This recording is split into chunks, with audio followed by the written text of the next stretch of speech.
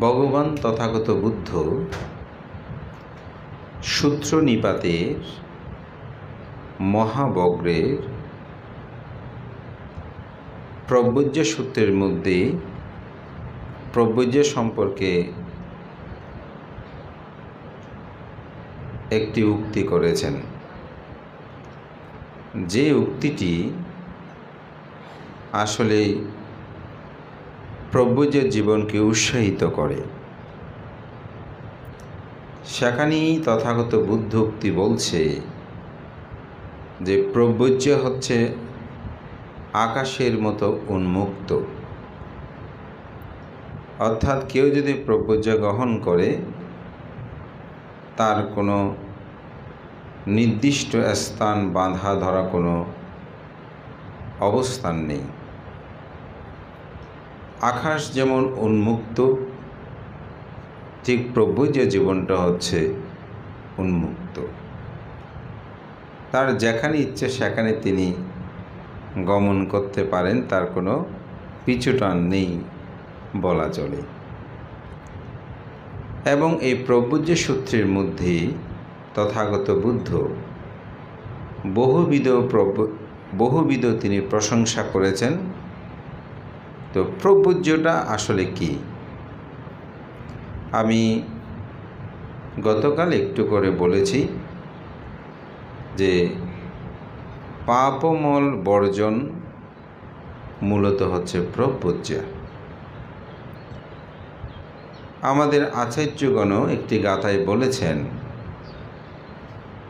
যে ইয় বুধি রুক্ষাং রূপেতি ইয় পাব্যাজিত নারো ইয় বুদ্ধ বিম্বি পাঠিট্টাসি ধ্রুবাং বুদ্ধ ভবিষ্যতি।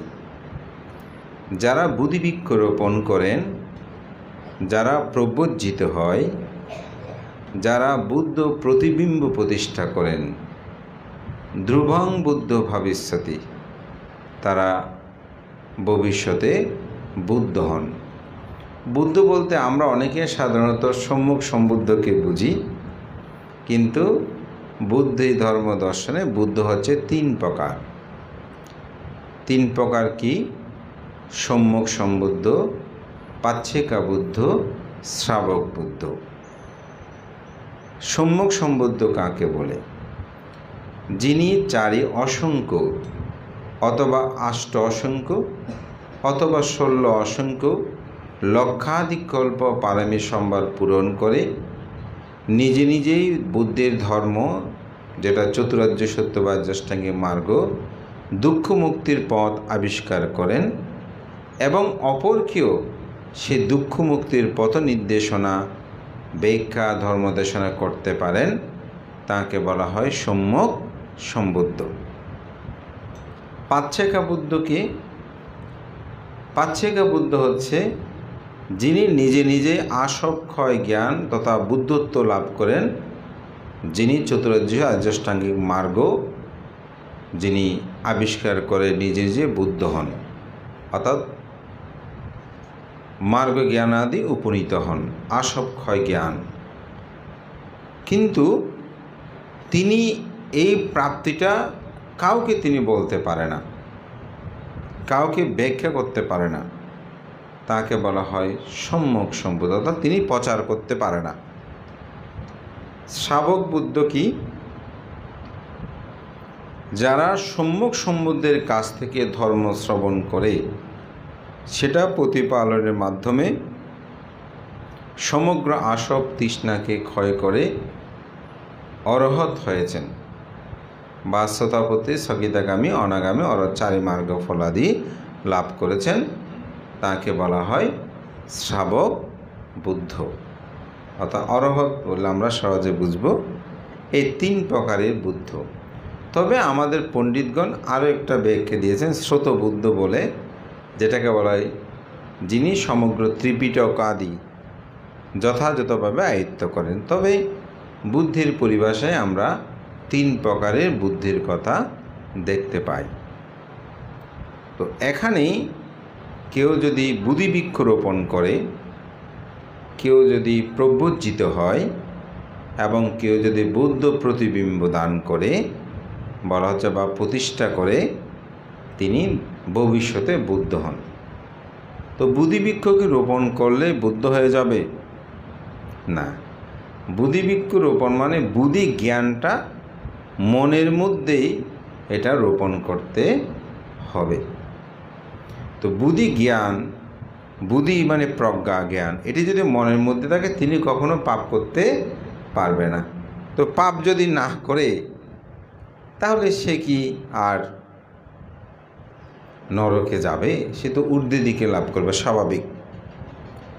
বুদ্ধ প্রতিবিম্ব অর্থাৎ বুদ্ধ মুক্তি প্রতিষ্ঠা করা, দান করা, এটা বলছে মনের মধ্যে এই বুদ্ধ মুক্তি প্রতিষ্ঠা করতে হবে। বুদ্ধ প্রতিবিম্ব মনের মধ্যে সেটা প্রতিষ্ঠা করলে আপনি কখনো পাপকর্ম করতে পারবে না। প্রব্রজ্যা লাভ করা, তৃতীয় যেটা বলছে, প্রব্রজ্যা লাভ করলে তিনি বুদ্ধ। প্রব্রজ্যা বলতে পাপ অমল বর্জনের কথা হয়েছে, যেমন 10 শীল গ্রহণ করেছে। কেমন? তিনি যদি সমন বা ভিক্ষু হওয়ার পর যথাযথভাবে সেটা প্রতিপালন না করে তাহলে তার পক্ষে কি ধ্রুবং বুদ্ধ ভবিষ্যতে, তিনি কি দ্রুত বুদ্ধ হবেন না? তাকে এটা যথাযথভাবে প্রতিপালন করতে হবে। তবে এই গাথাটা আমি এই জন্যই বলছি যে বুদ্ধিবৃক্ষ রোপণ করা, বুদ্ধ প্রতিবিম্ব প্রতিষ্ঠা করা এবং প্রব্রজিত হওয়া, এটি মানব জীবনে অত্যন্ত গুরুত্ববহ। এবং এই প্রব্রজ্য ধর্মে গতকাল তারা 10 জন গ্রহণ করেছে। তো এই প্রব্রজ্যা তথাগত বুদ্ধ প্রশংসিত। একটি প্রশ্ন করলে আসলে প্রব্রজ্যের বিষয়টা খুব সহজ হয়। মিলিন্দ প্রশ্ন নামে একটা গ্রন্থ আছে, আপনারা অনেকেই শুনেছেন। সেখানে রাজা মিলিন্দ ভিক্ষু নাগসেনকে সহ আরও বহুবিধ ভিক্ষু সংঘকে দানাদি কুশলকর্ম সম্পাদন করার পর বলছে, আপনি সহ 10 জন ভিক্ষু অবস্থান করুন, আমি আপনার সাথে ধর্ম বিষয়ে আলোচনা করব। তো বাকি সবাই চলে গেল। তো রাজা মিলিন্দ ভান্তে নাগসেনকে প্রশ্ন করলেন, ভান্তে নাগসেন, আপনি কেন প্রব্রজিত হয়েছেন? আপনার প্রব্রজিত হওয়ার কারণ কি? তখন বললেন যে আমি প্রব্রজিত কেন হয়েছি সেই সম্পর্কে আসলে আমি প্রথমেই জানতাম না। আমি মনে করেছিলাম যে বুদ্ধের শিষ্যগণ অত্যন্ত পণ্ডিত, ধীমান, শাস্ত্রজ্ঞ। আমি সেই শাস্ত্রজ্ঞান আয়ত্ত করার জন্য আমি ভিক্ষু হয়েছি, প্রব্রজ্য নিয়েছি। বলতে প্রব্রজ্য নেওয়ার মূল কারণ কি? তখন বলছে যে সমগ্র দুঃখ থেকে মুক্তি লাভ করার জন্যই প্রব্রজ্যা গ্রহণ করে। যেমন গতকালকে আমরা বলেছি, প্রার্থনা করেছে না সবাই? প্রার্থনায় কি বলেছে? সাব্বা দুঃখা নিঃসারানাং নির্বাণাং সাচ্ছি কারণাতায়, সমস্ত দুঃখ হতে মুক্তি লাভ করার জন্য এই প্রব্রজ্যা। কেমন, তাই না? তাহলে দুঃখ থেকে যদি মুক্তি লাভের জন্য প্রব্রজ্যা গ্রহণ করে, বলছে আবার প্রশ্ন করছে, সবাই কি দুঃখ থেকে মুক্তি লাভের জন্য প্রব্রজ্যা গ্রহণ করে? তখন ভান্তে নাগসেন বলছে, না মহারাজ, সবাই দুঃখ থেকে মুক্তি লাভের জন্য প্রব্রজ্যা গ্রহণ করে না। কেউ চৌর ভয়ে, কেউ রাজ ভয়ে, কেউ জরা পরিহানি, কেউ ব্যাধি পরিহানি, কেউ ভোগ পরিহানির কারণেও অনেকে প্রব্রজ্যা গ্রহণ করে। রাজভয়ে কি? যেমন তখনকার সময়ে কেউ কোনো অপরাধ যদি সে ভিক্ষু হয়ে যেত বা আশ্রমণ হয়ে যেত, তখন রাজা তাকে আর ধরে আনতো না, কারণ ভিক্ষু হয়েছে, তাকে কিভাবে ধরবে। চোর পরিহানি, যেমন একজনে চুরি করে সব নিয়ে গেছে, নিঃস্ব হয়ে গেছে, এখন কি করবে, বলে যে না, শ্রমণ প্রযোজ্য হয়ে যায়। ভোগ পরিহানি, ও যে অর্থবৃত্ত সব শেষ, এখন কি করবে, বলে যে আমি ভিক্ষু হয়ে যাই। জ্ঞাতি পরিহানি, অর্থাৎ আত্মীয় স্বজন জ্ঞাতি সব মারা গেছেন, এখন কি করবেন, স্বাভাবিক, বলে যে না ভিক্ষু। অনেকে বলে না, স্ত্রী মারা গেলে বলে যে ভিক্ষু হয়ে গেলে ভালো হবে।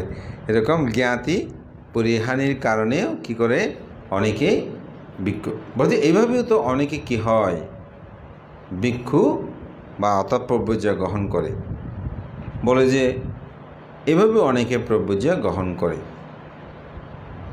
বলছে কোনটি যথার্থ, তখন বলছে যিনি সমগ্র দুঃখ থেকে মুক্তি লাভ করার জন্য প্রব্রজ্যা গ্রহণ করে, সেটাই হচ্ছে যথার্থ। তো কোনটা সেটা, যেমন সমগ্র দুঃখ কি, জন্ম দুঃখ, জরা দুঃখ, ব্যাধি দুঃখ, মরণ দুঃখ, অপ্রিয় সংযোগ দুঃখ, প্রিয় বিয়োগ দুঃখ, স্ফীত বস্তু অলাভ দুঃখতা যাহা চায় তাহা না পাওয়ার দুঃখ, সংক্ষেপে পঞ্চ উপাদান স্কন্ধ দুঃখ হতে মুক্তি লাভ করার জন্য যিনি আসলে প্রব্রজ্যা গ্রহণ করে, এটাই হচ্ছে প্রকৃত প্রব্রজ্যা। তবে ভান্তে নাগ সেন বললেন, রাজন, আমি তো প্রথমেই আপনাকে বলেছি, আমি কিন্তু প্রব্রজ্যা নিয়েছিলাম সমগ্র দুঃখ থেকে মুক্তি লাভ করার জন্য নয়। আমার প্রব্রজ্যার ইচ্ছে ছিল যে বুদ্ধের শিষ্যগণ খুবই ধীমান, পণ্ডিত, জ্ঞানী, শাস্ত্রজ্ঞ, তাদের কাছ থেকে আমি এগুলো শিক্ষা লাভ করতে পারবো, সেজন্য আমি প্রব্রজ্যা গ্রহণ করেছি। তবে আমি পরবর্তীতে বুঝতে পারলাম, আসলে আমার প্রব্রজ্যা গ্রহণের মূল কারণ এখন আমি জানি, সেটা হচ্ছে দুঃখ থেকে চিরমুক্তি লাভ করা।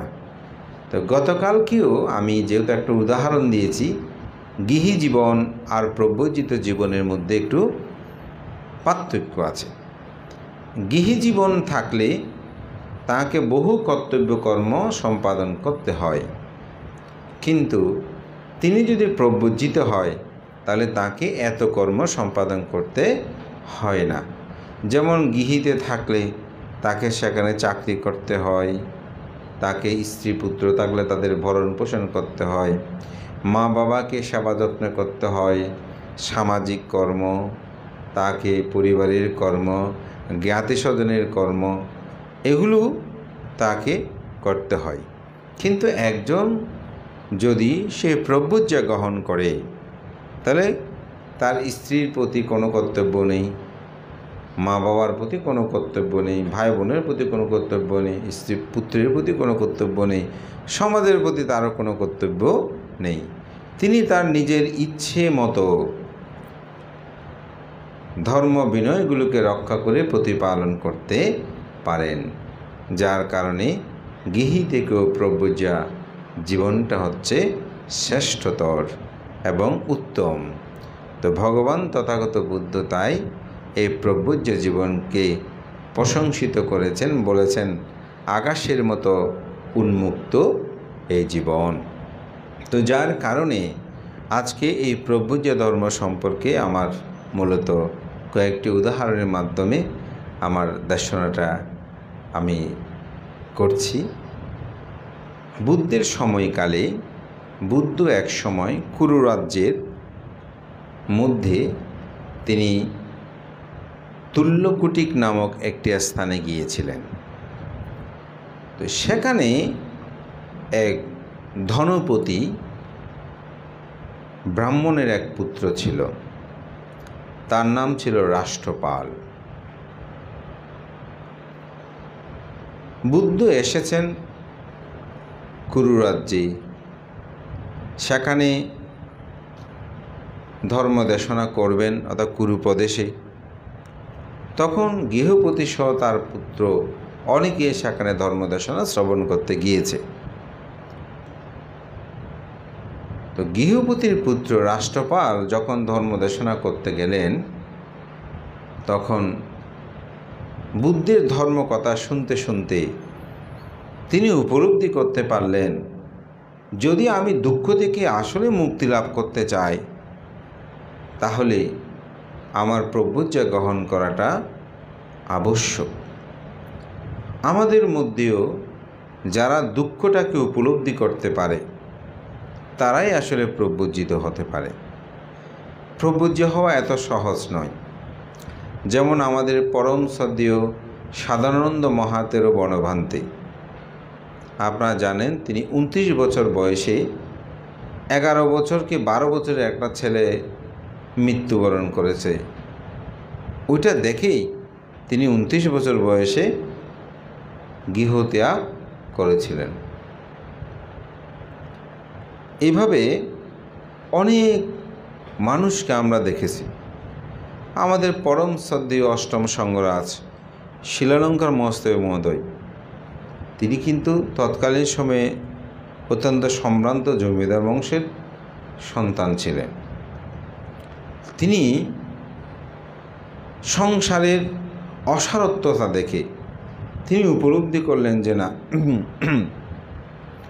আমি যদি এই জন্মে মুক্তি লাভ করতে চাই, তাহলে আমাকে অবশ্যই প্রব্রজ্জ গ্রহণ করতে হবে। যার কারণে তিনি এখান থেকে একেবারে লঞ্চ করে আকিয়ব তার বার্মারিঙ্গুনে সেখানে চলে গিয়েছিলেন। আমাদের পরম শ্রদ্ধেয় আর্য শ্রাবক হিসেবে খ্যাত জ্ঞানেশ্বর মহস্তের মহোদয়, তাহার জীবনেও তিনি এরকম দৃশ্যপট তার জীবনকে পরিবর্তন করেছে। অর্থাৎ দুঃখ সত্যটা যদি আপনি উপলব্ধি করতে না পারেন, তাহলে কিন্তু এই প্রব্রজ্জ জীবনে আপনি প্রবেশ করবেন না। বুদ্ধ প্রব্রজ্জা বা সন্ন্যাস জীবন বললেই তো প্রব্রজ্জা বুঝায়। গৃহত্যাগ কিন্তু এমনি করে নাই। গৃহত্যাগের গুরুত্বপূর্ণ 4টি কারণ ছিল। প্রথম কারণ ছিল জরা ব্যক্তি দেখে, দ্বিতীয় কারণ ছিল ব্যাধি বা রোগী দেখে, তৃতীয় ছিল মৃত ব্যক্তি দেখে, এবং চতুর্থ ছিল সন্ন্যাসী দেখে। মূলত 3টি বিষয় তথাগত বুদ্ধকে বেশি রেখাপাত করেছে। একটি হচ্ছে জরা অর্থাৎ বয়বৃদ্ধ হয়ে যাওয়া, এটা তো বড় দুঃখ না? যেই জীবনটা আমরা আসলে অত্যন্ত গৌরবের মনে করি, শৌর্য বীর্য ক্ষমতা সম্পূর্ণ মনে করি, সে মানুষটা যখন 80, 90, 70-এর উপরে চলতে শুরু করে, তখন শরীর দেহ এটা কেমন হয়। আজকে আমার একজন উপাসক,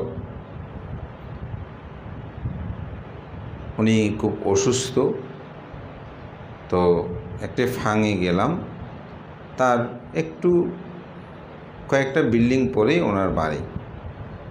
তো আমি ওনাকে দেখতে গেলাম, আমরা বিক্রয় বললাম ওনাকে একটু দেখেও যাই। তো ওনাকে দেখে, ওনার 96 বছর বয়স। আমার বিহারে উনি প্রায় সময় অষ্টশীল আদি গ্রহণ করতেন।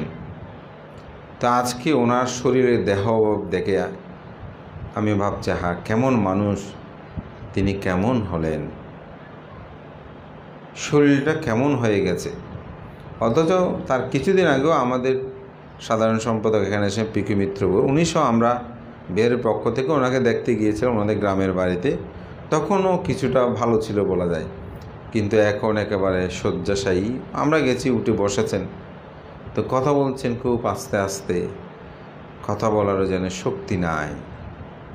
এই যে মানুষের জরা, অর্থাৎ বয়স হলে মানুষ সেরকম হয়, এটা দেবদূত সূত্রের মধ্যে আমরা দেখি। সেখানেও দেবদূতগণ প্রশ্ন করেছে আপনি কি দুগ্ধ শিশুপোষ্য কাউকে দেখেন নাই যারা দুধ খায় সে সন্তান? আসলে শিশুরা যেমন সে মলমূত্রের মধ্যে পড়ে থাকে, পরিষ্কার পরিচ্ছন্ন করার কেউ থাকে না। একজন মানুষ যখন আস্তে আস্তে বড় হয় মনে করে যে আমার কাউকে লাগবে না, এরকম আমরা অনেকে বলে ফেলে, আমার কাউকে প্রয়োজন নাই। অর্থবিত্ত প্রাচুর্য হলে অনেকে এরকম বলে। তো কিন্তু যখন তিনি রোগাগ্রস্ত হয়, যখন তিনি জরাগ্রস্ত হয়, আসলে তখন তার এত শক্তি সামর্থ্য কি কিছু থাকে? এই বয়স হয়ে গেলে, বৃদ্ধ হয়ে গেলে জীবনটা কেমন, এটি আসলেই উপলব্ধি করা যায়। আমরা প্রায় সময়তে বিবিধ ফাঙে গেলে যখন বয়োবৃদ্ধদের দেখি তখন উপরে উঠতে পারে না, বসতে পারে না। এই যে জীবন, এটা যদি মানুষ একটু চিন্তা করে দেখবেন তার আর কোনো দিন শক্তির অহংকার করবে না, রূপের অহংকার করবে না, বৃত্তের অহংকার করবে না, ধন সম্পদের অহংকার করবে না। আমার এক পরিচিত, নাম বলবো না, তো সে হাত পা নাড়িয়ে বলতেছে আমার এত বছর বয়স, আমার কোনো রোগ ব্যাধি নাই। এখন প্রায় সময় এরকম বলে। তা আমি 2-1 বার থাকবারই দিলাম। আমি বললাম যে আপনার এরকম বলাটা ঠিক না, এরকম বলে না কখন কী রোগ হয়। এটা বলে বেশি দিন হয় নাই, দেখি ওনার অবস্থা খুব ভালো না, তো বলে যে না একটু দুর্বল হয়েছে শরীর এমন তেমন। তা আমি ওনার ছেলেকে বেরাম, আরে তোমার বাবা কি খালি দুর্বল বলতেছে, একটা ভালো ডাক্তার দেখাও না। তো বলতে পারেন কোথায় দেখাবো? আমি এখানে অনেক দিন যেহেতু ডাক্তার দেখাচ্ছে না, ভালো একটা ডাক্তার দেখাও, তো ভালো হবে, একটু পরীক্ষা নিরীক্ষা প্রয়োজন, একটা বডি চেক আপটা করাও। তো আমাদের আবার খেয়ালি গিয়ে বডি চেক আপ করালো, দেখে যে ওনার ডায়াবেটিস এগুলো মানে মাত্রা অতিরিক্ত, উনি নিজেও জানা, ওই কি ফাতা মাতা কিছু খাওয়াচ্ছে ওনার স্ত্রী, ওগুলো দেখে উনি মনে হচ্ছে যে আমি সুস্থ হয়ে যাব, কিন্তু দেখা গেল যে ওনার হাই ডায়াবেটিস। তো পরে আমার গুরুবান্তেকে যে ডাক্তারটা দেখায় মেডিসিনের, আমাদের ডাক্তার রিপনবাবু, ওনাকে আমি বললাম আচ্ছা ওনাকে দেখাও। তো উনি ওষুধপত্র দিয়েছে, এখন মানে ভালো সুস্থ আছে। তো ওনাকে আমরা দেখতাম যে উনি প্রায় আমার কোনো রোগ নেই, কিন্তু আসলে কখন কাকে কোন সময় আক্রমণ করে এটা কেউ বলতে পারবে না। তো এই জরা ব্যাধি, মৃত্যু, এই বিষয়গুলো তথাগত বুদ্ধের যে সিদ্ধার্থ জীবনে রেখাপাত করেছিল, যার কারণে তিনি সন্ন্যাস, বা এটা আমরা প্রব্রজ্য বলতে পারি, প্রব্রজিত বুদ্ধ পরবর্তীতে সৃষ্টি করেছেন বা তিনি প্রজ্ঞাপন করেছেন। তো ঠিক এভাবে মানুষের জীবনে আসলে প্রকৃত দুঃখ সত্যটাকে উপলব্ধি করতে হবে, প্রব্রজ্য গ্রহণ করতে হলে। তো মানুষ জীবনেও সেটা। তো রাষ্ট্রপাল বুদ্ধের ধর্ম কথা শুনে তিনি বুঝতে পারলেন এই জরা ব্যাধি, মৃত্যু থেকে যদি আমি মুক্তি লাভ করতে চাই, জন্মকে যদি আমি রোধ করতে চাই, জন্মকে যদি আমি নিরোধ করতে চাই, জন্মকে যদি আমি সমূলে ধ্বংস করতে চাই, তাহলে আমাকে অবশ্যই প্রব্রজ্য গ্রহণ করতে হবে। তখন সেই বুদ্ধের কাছে প্রার্থনা করলেন যে আমি প্রব্রজ্য নিতে চাই। তো বুদ্ধের সময়কালে তখন পরবর্তীতে একটা আইন প্রজ্ঞাপন, অর্থাৎ বিনয় প্রজ্ঞাপন করেন যে কেউ যদি প্রব্রজ্য নিতে চায় তাহলে তার মাতা পিতার অনুমতি লাগবে। আমরা এখনও সেটা বিদ্যমান আছে, যদি কেউ প্রব্রজ্য উপসম্পদা গ্রহণ করতে চায় তাহলে পিতামাতার অনুমতি নিতে হবে। এটারও একটা কারণ ছিল। এটা কারণ ছিল যে যখন শাক্য বংশীয় সবাই প্রব্রজিত হচ্ছিল বুদ্ধের কাছে দলে দলে গিয়ে, এবং রাহুলও যখন প্রব্রজ্য গ্রহণ করে তখন রাজা শুদ্ধোধন মনে খুব কষ্ট পায়। তিনি বলেন আমার ছেলে চলে গেছে, ঠিক আছে, এখন নাতিটাও কেউ নিয়ে গেল, এবং নন্দ ছিল তাকেও নিয়ে গেল, সবাই চলে গেছে, তো সবাই চলে এসে সেটা বলছে, নিয়ে গেছে সেটা বলছে। যেমন অনেকে শ্রদ্ধায় প্রব্রজিত হলে ভগবান তার ফগরে লুকিয়ে দিই, কিন্তু আসলে যে তার মনের মধ্যে শ্রদ্ধা উৎপন্ন হয়েছে সেটা না। তো যার কারণে তিনি বুদ্ধের কাছে বর প্রার্থনা করেছিলেন যে কেউ যদি মা বাবা তো অনেক কষ্ট করে সন্তানকে লালন পালন করে, স্বাভাবিক মা বাবা সন্তানের প্রতি একটা অধিকার রাখে। তো আপনার শাসনে যদি কেউ প্রব্রজ্য নিতে চায় তাহলে পিতামাতার অনুমতি নিতে হবে, এটা আপনি প্রজ্ঞাপন করেন। তো এটা রাজা শুদ্ধোধনের প্রার্থনায় তথাগত বুদ্ধ এটি বলেছিলেন যে কথাটা সত্য, যে একজন সন্তানকে লালন পালন করলো, তো সেই যদি প্রব্রজ্যা গ্রহণের সময় মা বাবার অনুমতি না নেয় তাহলে তো সে অধিকারহীন হলো। তো সেই কারণেই তাকে বলছে যে তুমি পিতামাতার অনুমতি নিয়েছো কি না, কিন্তু তিনি কোনো পিতামাতার অনুমতি নেন নাই। তো যার কারণে সেই বলছে তোমার পিতামাতার অনুমতি লাগবে। যেহেতু সেই শ্রেষ্ঠী পুত্র, ধনসম্পদশালী পুত্র, পিতামাতার কাছে গিয়ে যখন উপসম্পদা প্রব্রজ্য নেওয়ার জন্য প্রার্থনা করলেন, মা বাবা বলে যে না, আমরা অনুমতি দেব না। তোমার কিসের অভাব? তোমার টাকা, অর্থবিত্ত, ধনসম্পদ, স্ত্রী, তোমার যা প্রয়োজন সব তো আমাদের কাছে আছে, কিন্তু তুমি কেন প্রব্রজ্য নেবে? মা বাবা অনুমতি দেয় না। এখন সে কী করবে? আমাদের দেশে বর্তমানে অধিকার আদায়ের জন্য আমরা কি করি? অনশন করে না? তো অনশনটা কিন্তু এটা আজকের না, এটা 2500 বছরের অধিককাল বুদ্ধের সময়কালে এই অনশনটা ছিল। তো অনশনটা রাষ্ট্রপাল অনশন করল, যতক্ষণ আমাকে প্রব্রজ্য দেওয়ার অনুমতি দেবে না আমার পিতামাতা, ততক্ষণ আমি কোনো আহার গ্রহণ করব না। এখন সে আহার পানি সেগুলো তো আর জোর করে খাওয়ানো যায় না। এখন তাকে সে খাওয়া বন্ধ করে দিল। তার মা বাবা অনেক অনুনয় বিনয় করলো, অনেক অনুরোধ করলো, কিন্তু সেই কারো কথা শুনে না।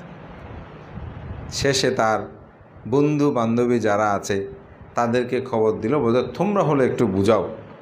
তারা এসেও তাকে অনেক বুঝালো, কিন্তু সে কারো কথা শোনে না। বলে যতক্ষণ আমাকে প্রব্রজিত হওয়ার জন্য অনুমতি প্রদান না করবে ততদিন আমি কোনো আহার গ্রহণ করব না। তখন তারা নিরুপায় হয়ে তারা পিতামাতার কাছে গিয়ে বলছে, আপনার ছেলে তো আমাদের কথাও শোনে না, এইভাবে না খেলে তো সেই অতি তাড়াতাড়ি মারা যাবে, বরং আপনারা অনুমতি দিয়ে দেন। প্রব্রজ্য নিলেও তো সেই বেঁচে থাকবে, অন্তপক্ষে ছেলেকেও হলেও দেখবেন। এখন অনুমতি না দিলে তো ছেলেকেও আর দেখবেন না। তো পিতামাতা বিষয়টা বুঝতে পারল, তখন মনে না চাইলেও শেষ পর্যন্ত অনুমতি দিল। সে প্রব্রজিত হলো। প্রব্রজিত হওয়ার পর সে কুরু প্রদেশ থেকে শ্রাবস্তিতে গেল। শ্রাবস্তি গিয়ে তথাগত বুদ্ধের কাছ থেকে তিনি কর্মস্থান গ্রহণ করে আত্মসাধনায় নিমগ্ন হয়ে অচিরেই তিনি অরহত্ব মার্গ জ্ঞান লাভ করল। তো মার্গ জ্ঞান লাভ করার পর তার ইচ্ছে হলো পিতামাতাকে দেখবে। তখন আবার তিনি সেই কুরু প্রদেশের তুল্যকুটি গ্রামে সে আসে। তো পিণ্ডচারণ করতে গিয়ে আসলে সেদিন যাদের বাড়ি থেকে পিণ্ড নিয়েছিল সেগুলো বাসি ভাত এবং দুর্গন্ধযুক্ত, অনেক সময় এরকম পড়ে যায়। তো সেগুলো একটি বৃক্ষতলে বসে সে আহার গ্রহণ করছে। তো সেটা দেখে তার বাবার অর্থাৎ তার বাড়ির এক কর্মচারী সেটা দেখে পিতাকে গিয়ে বলে যে আপনার ছেলে রাষ্ট্রপাল, আমাকে ওনার চেহারার মতো মনে হয়েছে, সে বোধহয় এখানে এসেছে। বৃক্ষ হলে অনেক সময় চেহারা একটু পরিবর্তন হয়ে যেত, বুঝে উঠতে অনেকে পারে না। তখন পিতা আসলেন, এসে বলছে যে তোমার এগুলো খাওয়ার দরকার কি, আমার কি ধন সম্পদের অভাব আছে? কিন্তু তিনি বলছেন না, এগুলো আমার এখন প্রাপ্তি, এগুলো আমি গ্রহণ করব। তো পিতা বলেছে বাড়িতে যাওয়ার জন্য, বলেছে হ্যাঁ আমি যথাসময়ে উপস্থিত হব। তো পিতা অনেকটা মানবিমান করেই বাড়িতে গেছে। ইতিমধ্যে রাজা গৌরব নামক এক রাজা, তিনি সে পথ দিয়ে যাবার সময় দেখতে পেলেন সে ব্রাহ্মণ গৃহপতি ষষ্ঠীর পুত্র, সে রাজ এসেছে গৌরক উদ্যানে। তাকে দেখে তিনি বুঝতে পারলেন, চিনতে পারলেন। যেমন আমাদের রাজ্যের মধ্যে বা চট্টগ্রামে কোনো শিল্পপতির সন্তান, সে যদি কোথায়ও যায়, মানুষ বলতে পারে না যে ও এরকম শিল্প বা অর্থবিত্তশালী, ওনার সন্তান এরকম। তখন তার কাছে গিয়ে বলল, হে রাষ্ট্রপাল, আপনি কেন প্রব্রজ্য নিয়েছেন? প্রব্রজ্য নেওয়ার কারণ কি? সাধারণত 4টি কারণে মানুষ প্রব্রজ্য গ্রহণ করে। কয়টি কারণ? 4টি কারণ। 4টি কারণ কি? প্রথম কারণ আলোচনা হয়েছে জরা পরিহানি। কেউ যদি বয়বৃদ্ধ হয়ে যায়, জীবন যৌবন চলে গেছে, এখন আর কি করব, বিজ্ঞ হয়ে শ্রমণ হয়ে যায়, এরকম অনেকে হয় না? বর্তমানে আমাদের অনেকে আছে, বলে যে আর কি করব, শ্রমণ বিজ্ঞ হয়ে যায়, জরা পরিহানি, বয়বৃদ্ধ হলে এরকম অনেকে হয়। বলে যে আপনি তো এখন তরুণ, আপনার তো এখনও শরীরের শক্তি সামর্থ্য সব আছে, আপনি কেন প্রব্রজ্য নিয়েছেন? দ্বিতীয় তো ব্যাধি পরিহানি। সাধারণত রোগ হলে, অসুস্থ হলে অনেকেই প্রব্রজ্য নিয়ে নেয়। যেমন অনেককে আমরা দেখেছি, আমাদের একজন ভান্তের মা, ছেলের খুব অসুখ হতো। তিনি বলেছে যে ছেলে যেহেতু ঘন ঘন অসুখ হয়, তো তিনি ছেলেকে বুদ্ধ শাসনে দান করে দিয়েছেন।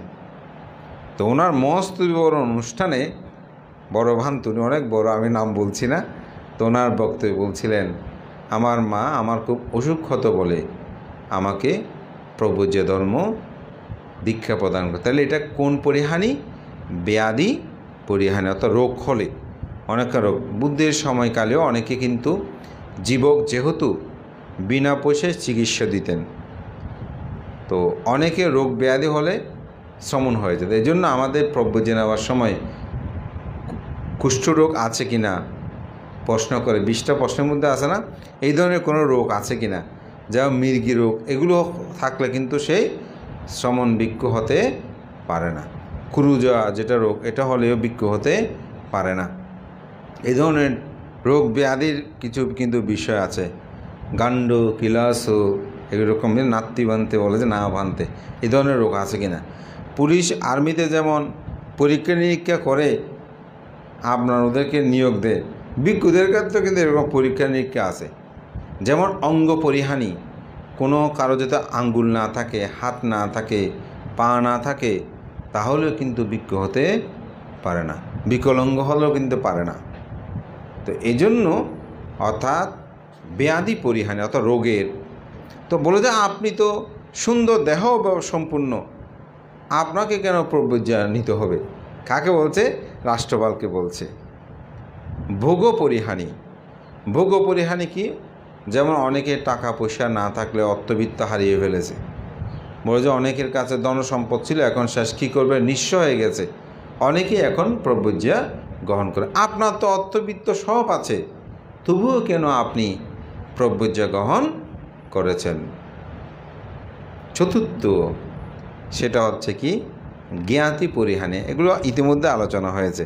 আত্মীয় স্বজন মারা গেলে, স্ত্রী মারা গেলে, পুত্র মারা গেলে অনেক সময় অসারত্ব উৎপন্ন হয়, তখন সে প্রব্রজ্য বলছে আপনার তো সব ঠিক আছে, কিন্তু তবুও কেন আপনি প্রব্রজ্য গ্রহণ করেছেন? তখন রাষ্ট্রপাল তিনি খুব চমৎকার উত্তর প্রদান করেছেন। যাহা মধ্যমনিকে রাষ্ট্রপাল সূত্রের মধ্যে আপনারা বিস্তারিত পাবেন। আমি জাস্ট সংক্ষেপে কথাগুলো বলছি। তখন রাষ্ট্রপাল বলছেন, হে রাজা গৌরব, আপনি যা বলেছেন সে কথাগুলো সত্য, তবে আপনার উপলব্ধি আর আমার উপলব্ধির মধ্যে পার্থক্য আছে। কী পার্থক্য? আমি ভেবেছি এখন আমি তরুণ, ঠিক আছে, কিন্তু একটি সময় আমার জরা পরিহানি হবে, অর্থাৎ আমার এই দেহ এরকম থাকবে না, এই দেহ মলিন হয়ে যাবে, উঠতে পারবো না, বসলে বসতে পারবো না, আমাকে বৈবিধ্যতায় আমাকে জর্জরিত করবে। আমি চিন্তা করেছি তার আগেই যেন আমি সেই জরাকে জয়ী করতে পারি। কী করতে পারি? জরাকে জয়ী করতে পারি। আপনি যেভাবে ব্যাধি পরিহানি চিন্তা করেছেন, আমি ভেবেছি একসময় আমাকে এই রোগে আক্রমণ করবে। এই রোগে আক্রমণ করার আগেই আমি যেন ব্যাধিকে অথবা রোগকে জয় করতে পারি। অরহত মানে রোগকে জয় করেছে না? পরে একটু ব্যাখ্যা দেব কীভাবে জয় করেছে। আপনি যে ভোগ পরিহানির কথা বলেছেন, অর্থাৎ সম্পদ হারালেই বিজ্ঞ হব, প্রব্রজিত হব, তা না। আমি তার আগেই ভেবে নিয়েছি একটা না একটা সময় আমাকে অর্থবিত্ত সব ছেড়ে চলে যেতে হবে। পৃথিবীতে আপনার কোটি কোটি টাকা আছে, আপনি কি কোটি টাকা সাথে করে নিয়ে যেতে পারবেন? কোনোদিনও পারবেন? পারবেন না। তো তাহলে সেগুলো একটা না একটা সময় হানি হবে না, অর্থাৎ সেগুলো হারিয়ে যাবে না? অবশ্যই হারিয়ে যাবে।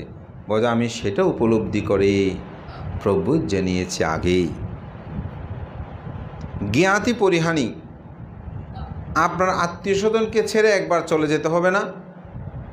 কেউ কি জ্ঞাতি স্বজন সাথে করে নিয়ে যেতে পারবেন? পারবেন না। বলে আপনি জিয়তে চিন্তা করেছেন বয়োবৃদ্ধ হলে আত্মীয় স্বজন মারা যাবে, তারপর প্রব্রজিত হব। বলে আমি সেটা উপলব্ধি করিনি। আমি উপলব্ধি করেছি একটা না একটা সময় আমাকে সমগ্র জ্ঞাতি ছেড়ে চলে যেতে হবে, সুতরাং জ্ঞাতি পরিহানি আমার হবে। সেটা থেকে মুক্তি লাভ করার জন্য আমি প্রতিজ্ঞা গ্রহণ করেছি। তখন রাজা গৌরু তিনি বলেন, সাধু সাধু, আপনি যথার্থ বলেছেন। এবং এই রাষ্ট্রপাল বুদ্ধের অশীতি শ্রাবকের মধ্যে শ্রদ্ধায় প্রব্রজিতদের মধ্যে শ্রেষ্ঠ, অর্থাৎ শ্রদ্ধায় যত প্রব্রজিত হয়েছে তাদের মধ্যে অন্যতম হচ্ছে রাষ্ট্রপাল। অর্থাৎ যেমন আমরা আনন্দকে কি বলি, ধর্ম ভাণ্ডাগারিক বা প্রধান সেবক না, সারিপুত্র, ধর্মসেনাপতি, মহামোগ্গলায়ন, ঋদ্ধিশ্রেষ্ঠ, মহাকাশ্যপ, সেই দূতঙ্গ শ্রেষ্ঠ, এরকম এক একটা উপাধি না। যেমন কুণ্ডধান, তিনি শ্রেষ্ঠ শলাকার, অর্থাৎ ভাগ করে দিতে পারত ভিক্ষুদেরকে। উনি ভাগ করে দিলে কেউ অসন্তুষ্ট হতো না, ছোট জিনিস পেলে এটাকে খুব সুন্দর করে ভাগ করে দিতে পারত। তো বুদ্ধ উপাধি দিয়েছেন যে শলাকার ভাগ করে দেওয়ার মধ্যে যে কুণ্ডধান সে শ্রেষ্ঠ, এবং শ্রদ্ধায় প্রব্রজিতদের মধ্যে শ্রেষ্ঠ হচ্ছে এই রাষ্ট্রপাল। অর্থাৎ ওর মতন এরকম ফাইট করে না, মা বাবার সাথে অনেকটা, হ্যাঁ আমি বলছি অনশন করেছে। এই অনশন এখন তো অনেকে মা বাবা চাইলেও মানতে আমার ছেলেটাকে বুদ্ধ শাসনে দান করতে চায়, ছেলেরা সহজে হতে চায় না। আবার অনেকেই অনেক কষ্ট করেও মা বাবা থেকে হয়তো চলে এসে হতে চেয়েছে, চেষ্টা করতে, অনেকে হতে পারে নাই, অনেকেই পেরেছে। তো যাই হোক, আমি যেটা বলছি, এই রাষ্ট্রপালের প্রব্রজ্য ধর্মের ইতিহাসটা আসলে দেখলে বোঝা যায় কেমন করে তিনি প্রব্রজ্য গ্রহণ করেছেন। তো এখন তো আসলে প্রব্রজ্য গ্রহণের কথা কি বলবো, আমাদের সমাজ গ্রহণে সবাই মধ্যে অনেক ধরনের ধারণা আছে। আমি আজকে যে 4টি পরিহানির কথা বলেছি, প্রায় মানুষ এখন সেগুলো নিয়ে বেশি ভাবে, মনে করে যে উনি খেতে না পেরে প্রব্রজ নিয়েছে, ওনার টাকা পয়সা নাই সেজন্য প্রব্রজ নিয়েছে, অথবা বৃদ্ধ বয়সে যদি কেউ শ্রদ্ধায় প্রব্রজিত হয়, বোঝা না বুড়ো বয়স হয়ে দেরি ফ্যাট চালাই বেলায় এইভাবে। এই জন্য আমি ওদের প্রব্রজ এবং বর্তমান প্রসঙ্গ এটা বলার একটা কারণ আছে। এইসব করতে গিয়ে এখন অনেকে শ্রদ্ধায় প্রব্রজিত হতে চাইলেও তারা প্রব্রজ নিতে চায় না, কারণ আপনি যদি উৎসাহিত না করেন। আমার এক পরিচিত, ওনারা স্বামী স্ত্রী দুজনেই আমি বলবো ধার্মিক। তো স্বামী নিয়মিত তিনি ভাবনা করেন, এবং কি আমি ওনাকে দেখেছি অফিসে যাওয়ার আগে সকালেও বন্দনা ভাবনাদি করবেন উপাসক, এবং রাত্রিও ঠিক সেরকম। উনি অফিস থেকে এসে এবং নির্দিষ্ট টাইম প্রায় আপনার 9:30 বা 10টা থেকে 11টা পর্যন্ত ওনাকে পাওয়া যায় না। আপনি ফোন করলেও উপাসককে আমি সেরকম দেখেছি। তো ওনার ধার্মিকতা হোক যেভাবে, একদিন কথা প্রসঙ্গে ওনার স্ত্রী বলতেছে যে আর এত করার কি দরকার, তুমি বান্ত হয়ে যাও। স্ত্রী স্বামীকে বলতেছে যে, তো স্বামী বলতেছে যে মানুষ গেল না বলে আর বান্ত হইতে হতো না। কথাটা আমার খুব রেখাপাত করেছে, মানে আমার মনে রেখাপাত করেছে। এই অর্থে এত ধার্মিক উপাসক তিনি কেন এই কথা বলেছেন? কারণ আমরা বর্তমানে ভিক্ষু সংঘদেরকে ভাত দুটো দান করি, বিহার একটাতে মানে অবস্থান করে ফাং একটা করলে কিছু দান দক্ষিণে দিই, মনে করি যে ভিক্ষুগুলো যেন আমাদের মানে পুষ্যপুত্রের মতন, দাস দাসীর মতন হয়ে গেছে বলে মনে করে। তাদেরকে যেরকমভাবে ব্যবহার করে, তুচ্ছ তাচ্ছল্য করে, বিভিন্ন ফেসবুক লেখালেখিতে আপনি দেখবেন সেখানে প্রতিনিয়ত অপমান অপদস্থ করে। আমরা খাওয়াচ্ছি, আমরা পড়াচ্ছি, গরিবের সন্তান অমুক এই সেই। যে লিখতে সে কোন সৌদি ছিল আমাদের ভারত বুড়ো সমাজে কে ছিল যে আজ থেকে 50 বছর আগে, 60 বছর আগে বলেন তো, এদেশের স্বাধীনতার পূর্বে কোন বড়ুয়া কোন ধনসম্পদশালী ছিল? কে ছিল যে এত সম্পদশালী? এটা আমি কোনো ক্রোধে বলছি না, বাস্তব সত্যটা বলছি। আমাদের বড়ুয়াদের পরিবর্তনটা এই 50 বছর 60 বছরের, তার বেশি নয়। কিন্তু আজকে অর্থ বৃত্ত প্রাচুর্য, তার পূর্বে ব্রিটিশ আমল যদি আপনি বলেন, পাকিস্তান পিরিয়ডের পূর্বে যদি চিন্তা করেন, কিছু বস্তি ছিল আর এখানে কিন্তু সুটকি ব্যবসায়ী,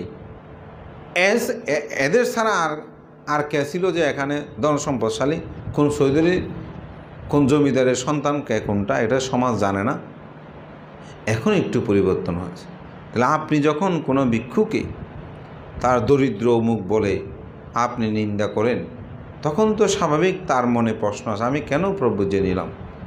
আর আসলে প্রব্রজ্যটা আমার নিজের জন্য নিলেও স্বাভাবিক, সে তো আর অরহত হয়নি, সেটা আর অরহত হয়নি।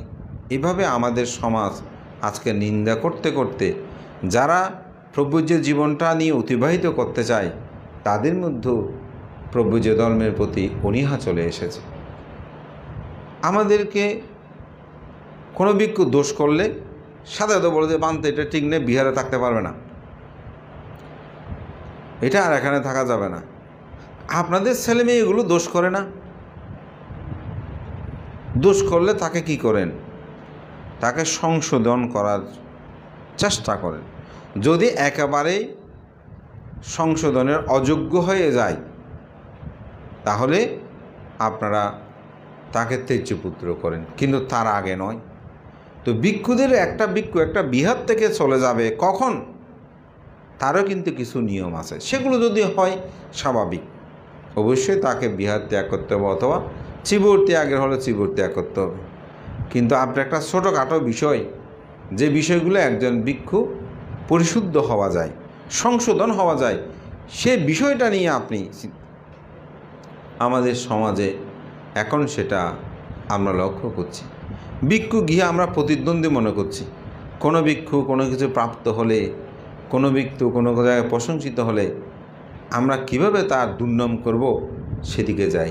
তাহলে প্রভুজ্য না হলে এই সমাজ সধর্মকে রক্ষা করবে?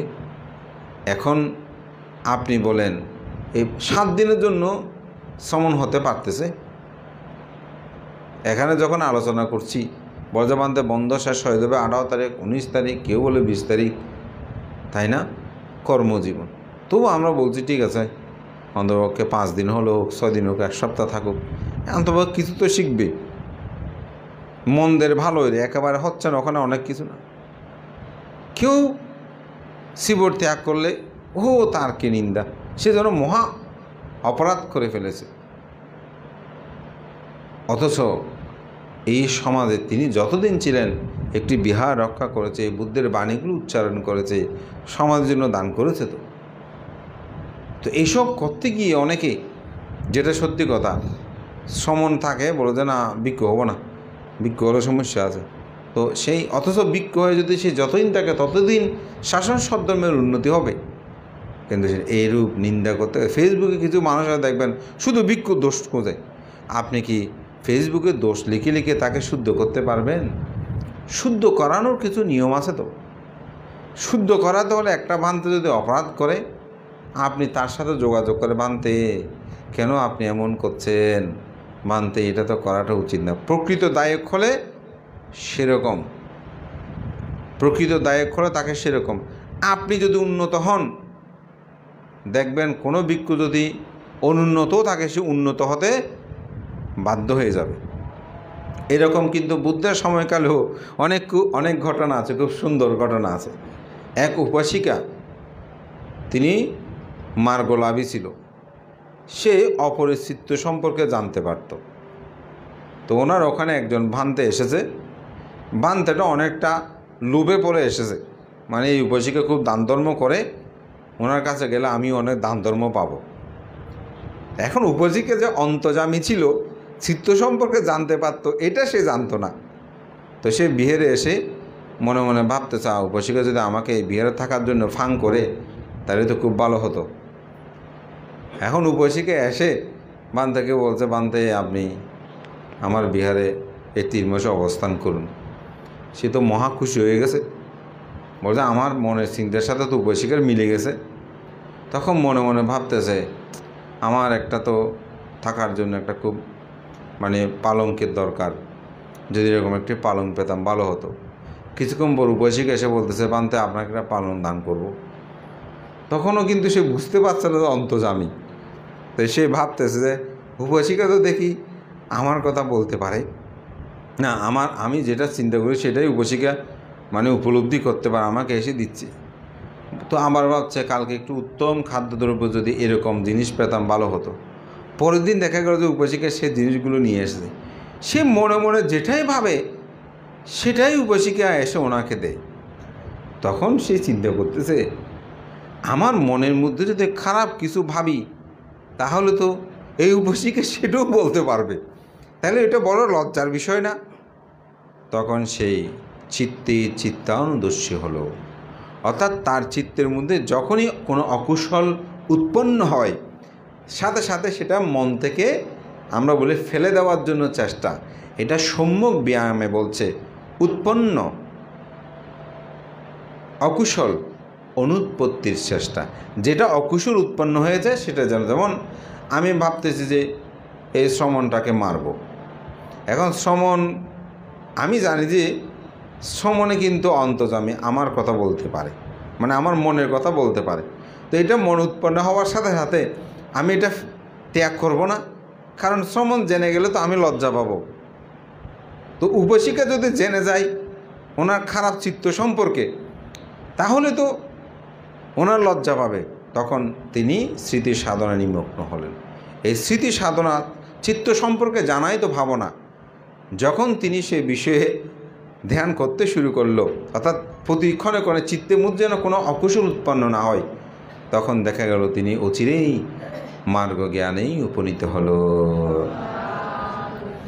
তাহলে এই ভিক্ষুটা কেন পরিবর্তন হয়েছে? কি কারণে? ওই উপাসিকার কারণে। কারণ উপাসিকার চিত্ত উন্নত বলেই, অপর চিত্ত সম্পর্কে জানতে পারে বলেই এই ভিক্ষুটাকে।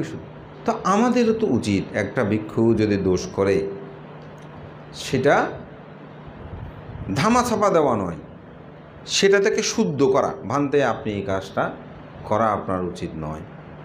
যখন আপনি বলবেন, আরেকজন বলবে, তিনি পরিবর্তন হতে বাধ্য হবে। আমি আমার একটা বাস্তব কথা বলি। আমাদের শ্রদ্ধেয় সঙ্গবন্ধু অজিতানন্দ ভান্তে, উনি তখন সভাপতি, আমি সম্পাদক। তো একজন ভিক্ষু, সেই একটু চলাফেরা অগোছানো, তো বান্তে আমাকে বলতেছে, হদব ইতার একখানা তুই ডাকিয়ে না কেন বুঝাইবে, ইতার এদিকে এদিকে হইবে। হয়তো আয় নহইব, তোমার তুমি হইলে ভালো হইব, আয় হলি ইটা একখানা শর্মাইতারে বেশি, তুমি হইলে হম শর্মাইব। তো যদি এত পরিবর্তন নয় তখন কিন্তু আয় হইম, ইতার নাম এদিকে এদিকে রিপোর্টই। তা আমি ওই ভিক্ষুটাকে ডাকছি। বলে যে ওকে অমুক একটা দায়িত্ব দাও, সংগঠনে একটা দায়িত্ব দিতে বলছে। তা আমি সংগঠনের দায়িত্ব দিলাম। বান্ধে যেরকম ওর ত্রুটি বিচ্ছুতিগুলো আমি তাকে বুঝালাম। আরে দেখো, তুমি এরকম করলে এটা ভালো হবে না। এটা অলরেডি আমাদের সঙ্গরাজ সভাপতি বান্তেও অনেকটা জানে। বান্তে আমাকে বলতে বলেছে।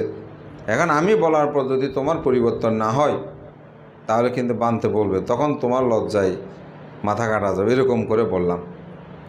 ঠিকই কিছুদিন পর দেখলাম সে পরিবর্তন হলো, এবং একদিন সে আমাকে বলেছে, বান্তে আসলে বান্তে আমাকে এই দায়িত্বটা দেওয়ার কারণে আমার জীবনের অনেক পরিবর্তন হয়ে গেছে। আমি ভাবি যে আমাকে এরকম একটা সাংগঠনিক দায়িত্ব দিল, যদি আমি এরকম করি তাহলে মানুষে ভিক্ষুরা আমাকে কি বলবে।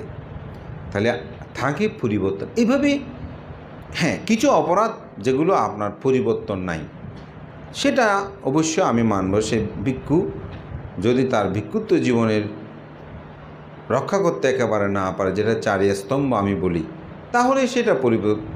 আমি তাল গাছ একটা, তো মাথা যদি কেটে যায়, সে তাল গাছ তো আর সারাদিন সেখানে সার গোবর দিলেও সে তাল গাছ কি আর ভালো হবে? সে তো বেঁচে যাবে, পৌঁছে যাবে। তো ভিক্ষুদের সেরকম কিছু শীল আছে যেগুলো একজন ভিক্ষুর জীবনকে ধ্বংস, সেগুলো ছাড়া অন্যান্য বিষয়গুলো আসলে আমরা পরিবর্তন করতে পারি।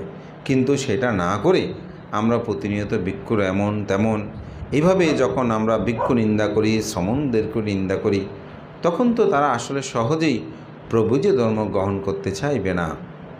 কারণ আমি প্রথমেই বলেছি, ভিক্ষু নাগো সেন তিনি কিন্তু সর্ব দুঃখ থেকে মুক্তি লাভের জন্য ভিক্ষু হয়নি।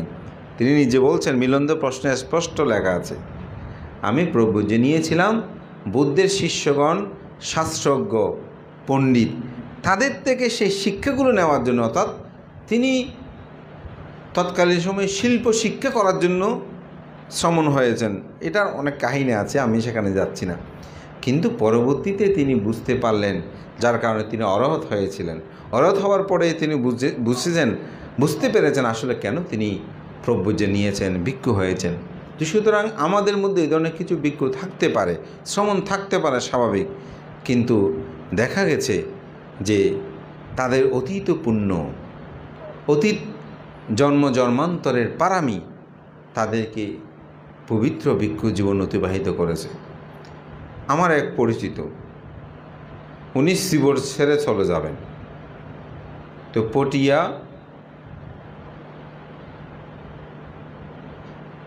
আপনার থানা আছে যে, ওখানে নেমেছে। ওখানে বাজার থেকে শার্ট প্যান্ট কিনবে, শিবর ছেড়ে চলে যাবে। তো যাওয়ার সময় একটা ভান্তের সাথে দেখা হলো। তারা দুজনে বন্ধু। তো ওইটা ভান্তে আমাকে একান্ত বলেছে, আমি সেটা বলছি। তো বলে যে, কী জন্য আসছো তুমি হঠাৎ থাকবো না, আর চলে যাব। আমি শিব ত্যাগ করার জন্য শার্ট প্যান্ট কেনার জন্য এসেছি। তো বলে যাচ্ছে শার্ট প্যান্ট কিনবো, চলো আগে কেন বসে একটু চা খাই। তো বসে চা খেয়েছি। দেখা গেল সত্যি সত্যি তিনি কাপড় শার্ট প্যান্ট কিনে চিবর ছেড়ে দেওয়ার জন্য এসেছে। তো বলছে কি সত্যি সত্যি তুমি কাপড় ছেড়ে দেবে, চিবর ত্যাগ করবে? বলে যে হ্যাঁ, চিবর ত্যাগ করবো, আর থাকবো না, এই সমাজ ভালো রাখতে না, অনেক দিন থেকেছি, অনেক কিছু করেছি, এমনি কিছু একটা করে খেলে অনেক ভালো, এত কথা কে শুনবে এসে বলতেছে। বলছে না না ভাই, চিবর ত্যাগ করে। কতজনের কথা কথা বলে, এত চিন্তা করার কি আছে? তো ওনাকে ডেকে ওনার বিহারে নিয়ে গেল। বিহারে নিয়ে গিয়ে বলো যে ঠিক আছে, অসুবিধা নেই, তুমি কয়েকদিন থাকো, সারবে যে খাবারও কিনবি, এরকম বলে ওনাকে বুঝিয়ে 2-3 দিন পরে আবার ওনাকে বিহারে পাঠিয়ে দিল। বলে পরশু দিন ফাং আছে, ও ফাংটাকে সেই করে করে 2-3 দিন রাখার পর বিহারে পাঠিয়ে দিল। এখন আমি নাম বলছি না, এগুলো খুব পরিচিত ওনারা। তো এখন যিনি কাপড় চিবর ত্যাগ করার জন্য, প্রভুজে ত্যাগ করার জন্য বাজারে গিয়েছে শার্ট প্যান্ট কিনবে, সে এখনও ভিক্ষু, মস্তবীর হয়েছে, অনেক বড় বিহারের একজন অধ্যক্ষ। আর যিনি তাকে আটকিয়েছিল মানে চিবর ত্যাগ না করার জন্য, তিনি এখন চিবর ত্যাগ করে বিয়ে শাদী করে সংসারী হয়ে আছে। এখানে কোনো মিথ্যা নয়, এটা আমি নামও বলতে পারবো। তবে আমাদের তো উদাহরণ দরকার, শিক্ষা। অর্থাৎ প্রভুর যে ধর্ম, এটি অতীব দুর্লভ, এটি এত সহজ নয়। আমাদের শ্রদ্ধেয় দ্বাদশ সঙ্গরাজ ডক্টর ধর্মসেন মহস্তবের মধ্যে একটি কথা আমার এখনও মনে পড়ে। বলছে আমি যে তখন কিন্তু তিনি সম্ভবত উপসঙ্গরাজ অথবা সঙ্গরাজ হবে, কিন্তু উপসঙ্গরাজদের এটা নিশ্চিত, হয়তো সঙ্গরাজও হতে পারে। তা আমাদের সামনে উনি বলতেছিলেন, বলছে এই জীবন নিয়ে যে আমি মরতে পারবো তার কোনো হিসাব নাই, ঠিক নাই, নিশ্চয়তা নাই। আমি মনে মনে ভাবতেছি, উনি এত বড় ভান্তে বাংলাদেশে, ওনার উপরে আর নাই বা থাকলেও আমার মনে পড়ছে না ঠিক, আমার স্মৃতি আমার সাথে বিভ্রান্ত করছে যে উনি উপসঙ্গরাজ কি সঙ্গরাজ। অথচ উনি বলছেন যে আমি এই চিবর গায়ে নিয়ে মরতে পারি কি না জানি না, এটা আমার অতীত পুণ্য থাকলে পারবো। কেন এই কথা বলেছেন আমি সেদিন এই মহাজীবনের মহাপুরুষের বাক্য উপলব্ধি করতে পারি নাই। পরে আমি ভেবেছি কেন, কারণ তিনি যদি হঠাৎ পাগল হয়ে যায়, তো পাগল হয়ে গেলে তো ওনার চিবর স্বাভাবিকভাবে থাকবে না,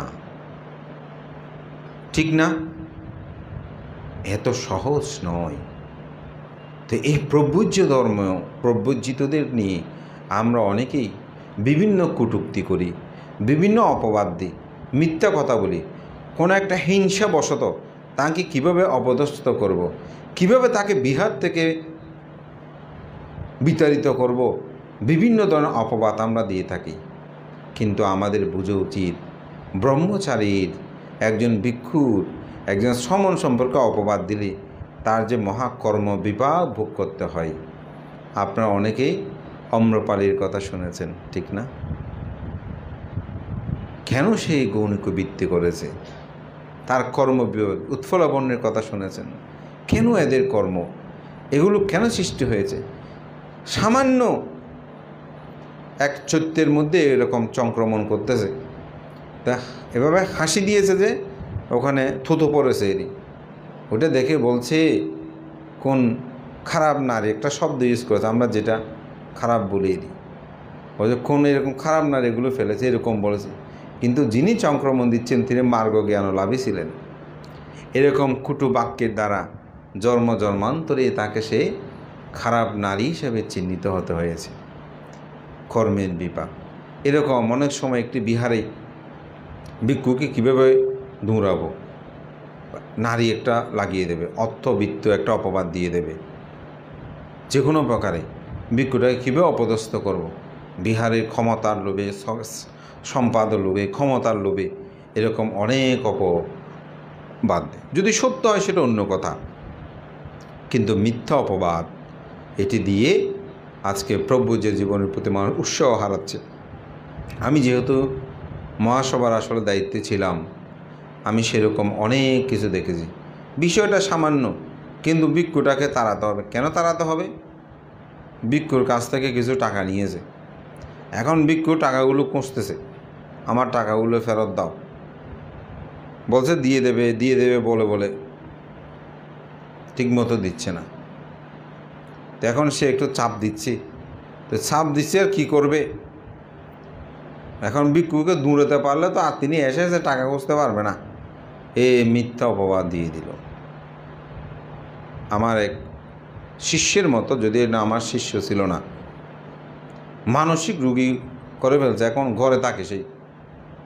আমি তার দুটি ঘটনা দেখেছি। বলতে আমার কোনো বাঁধা, আমি একবার লিখেছিলাম,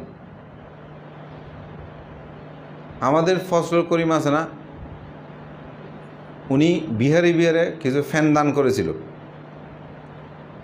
তো আমার পরিচিত ভিক্ষুটাও ফ্যান আনতে গেছে, ওখানে সব বান্ধেদের ডেকে বিহার ভিত্তিক ফ্যান দিয়েছে, এরকম সিলিং ফ্যান। তো ফ্যানটা নিয়ে আস্তে আস্তে সব আসা রাত হয়ে গেছে। তো যে উপাসক সাথে ছিল তার হাতে ছিল।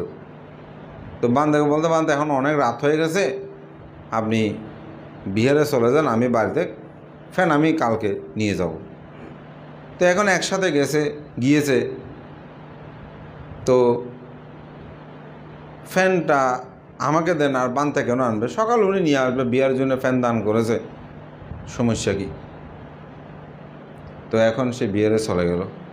এখন তারপরের দিন গেল, 2 দিন গেল, 1 সপ্তাহ গেল, ফ্যান নিয়ে আসেন। উনি এমনি বিহারে আসেন, বলে যে বসক ফ্যানটা তো এখনও আনেন নাই, ফ্যানটা লাগালে তো ভালো হতো।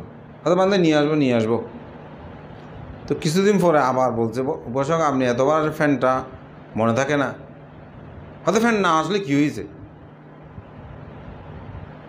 তো এখন স্বাভাবিক বানতে উনি বলছে, কেন ফ্যান কি আপনাকে দিয়ে ফ্যান বিহারের জন্য যে আপনি বিহারে কেন ফ্যান আনবেন না? এটা নিয়ে দুজনের মধ্যে একটু কথা কাটাকাটি হলো।